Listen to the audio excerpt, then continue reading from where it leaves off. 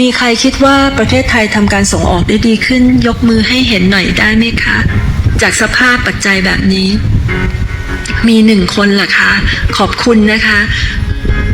โตขึ้นเป็นประวัติการเลยค่ะ โตขึ้นที่สุดเลยค่ะ ตอนนี้เนี่ย6 เดือนเนี่ยเราโตไป 17%กว่าเอาโตขึ้นแล้วกู้ทำไมอ่ะ เขาบอกขาดดุล600,000 ล้าน หากไม่กู้400,000 ล้าน ได้เผชิญวิกฤตเศรษฐกิจแน่ เอ้าก็แล้วมันย้อนแย้งกันในตัวเนี่ยรัฐบาลชุดนี้มันยังไง ตกลงมันดีขึ้นหรือมันเลวลงเนี่ย แล้วถ้าดีขึ้นแล้วไม่กู้ทำไม เรื่องกู ถามจริงๆว่ามึงเอาเงินเยอะๆแยะๆเนี่ยไปทำอะไรกัน ไอ้ลุงจะรู้ไปทำไมอ่ะ กูก็ไม่เห็นว่ามันจะเกิดผลประโยชน์อะไรที่ดีกับประเทศชาติตรงไหนเลย ก็ดีกับกูไง กูก็เห็นมีแต่พวกมึงอะรวยรวยเอา แล้วก็ปล่อยให้ประชาชนเนี่ยอยู่กับไอ้พวกไอ้โรงงานจีนโรงงานอุตสาหกรรมปล่อยขยะสารพิษปล่อยน้ำเสียลงแม่น้ำลำคลอง เนี่ยสมน้ำหน้ามึงอะไรอ่ะ อยู่เมืองไทยสนุก